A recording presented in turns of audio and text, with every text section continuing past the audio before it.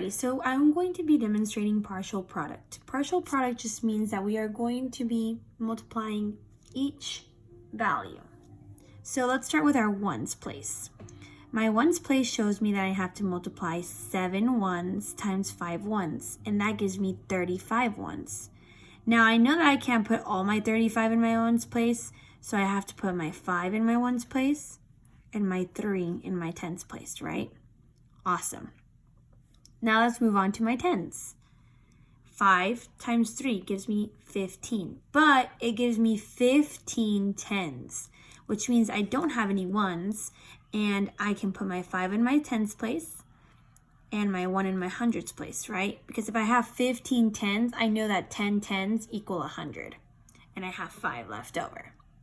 So now I move over to my hundreds place, and that gives me, well, since I am multiplying 200 hundreds times 5, that gives me 10 hundreds.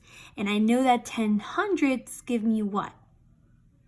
Well, can I fit 10 in my hundreds place? No, right? Because you bundle that and it makes a 1,000. So meaning that I do not have anything in my hundreds, tens, and ones.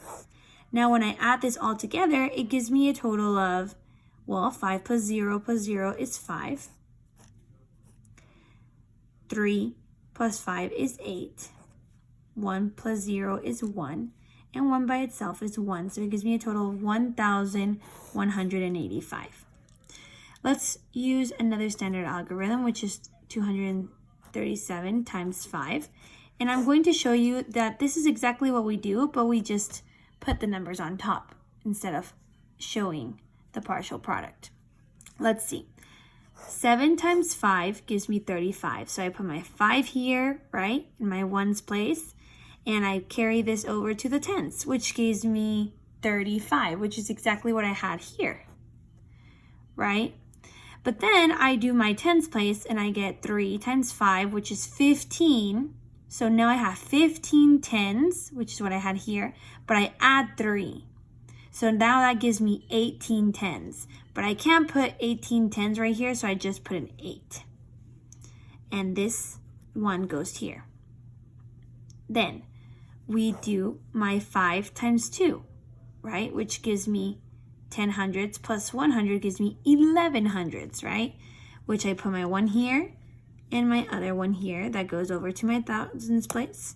Oh, sorry. And my 1 goes down. And I get the exact same number.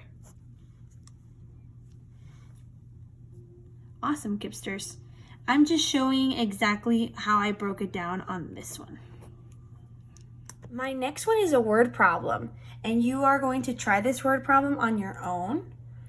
But what I want you guys to do is think to yourself, what should I always be doing whenever I see a word problem?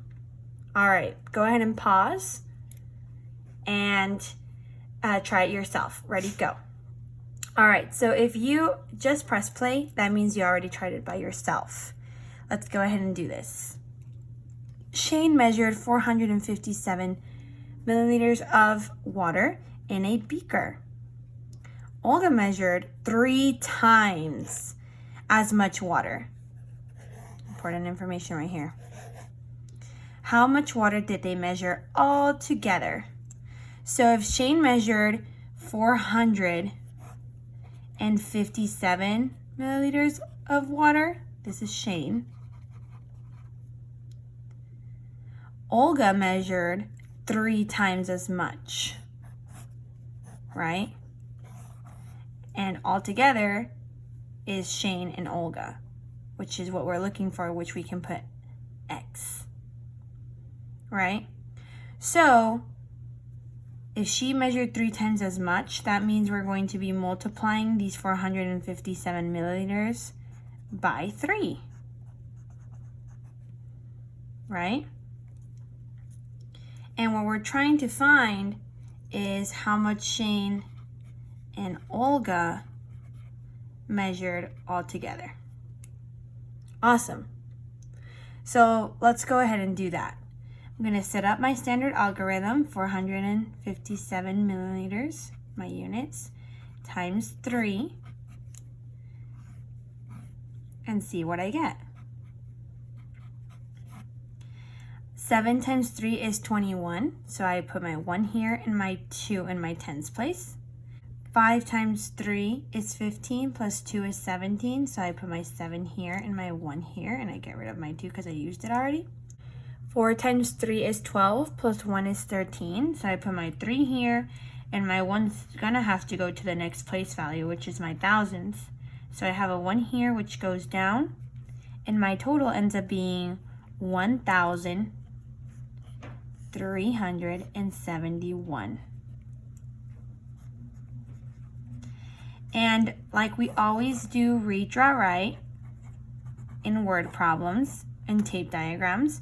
We read it, right? We have our notes, we drew it, and now we have to write the answer. So the question is, how much water did they measure altogether?